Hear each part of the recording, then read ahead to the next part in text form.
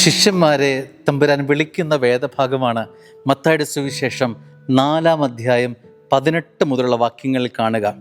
അവൻ പത്രോസ് എന്ന് വിളിക്കുന്ന ശിമയോനെയും അന്ത്രയോസിനെയും വിളിക്കുകയാണ്. അവർ മീൻപിടുത്തക്കാരായിരുന്നു.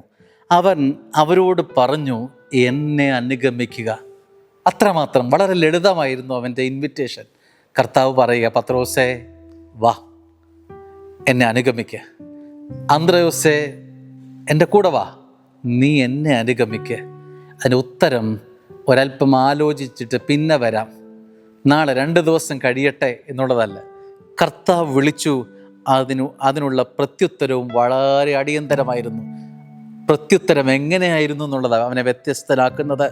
ഞാൻ നിങ്ങളെ മനുഷ്യരെ പിടിക്കുന്നവരാക്കാം. തൽക്ഷണം അവർ വലകൾ ഉപേക്ഷിച്ച് അവൻ്റെ പുറകെ പോയി. സ്നേഹമുള്ളവരെ, ഇന്ന് വരെ അവൻ്റെ കംഫർട്ടബിൾ സാധനങ്ങളായിരുന്നു വല. ഇന്ന് വരെ അവന് സന്തോഷം നൽകിയ അവൻ്റെ ഉപജീവനത്തിൻ്റെ വകയായിരുന്നു ഈ വല. അത് മുന്നിലോട്ടും പിന്നിലോട്ടും ചിന്തിക്കാതെ അത് ഉപേക്ഷിക്കാൻ കാണിച്ചതിൻ്റെ അർത്ഥം എന്താണ്?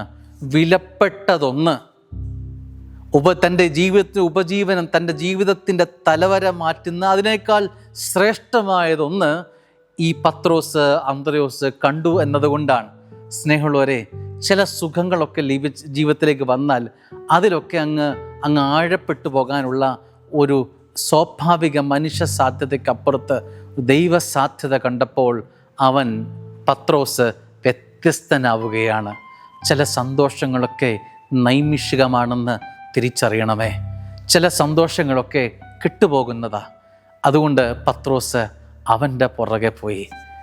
ഞാൻ നിങ്ങളെ മനുഷ്യരെ പിടിക്കുന്നവരാക്കാം.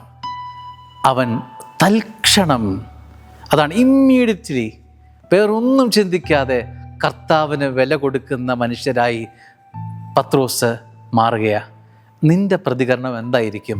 ഇങ്ങനെ ഒരു ദിവസം വന്ന് നിന്നെ വിളിച്ചാൽ, വാ മോനെ എന്ന് വിളിച്ചാൽ എന്തായിരിക്കും?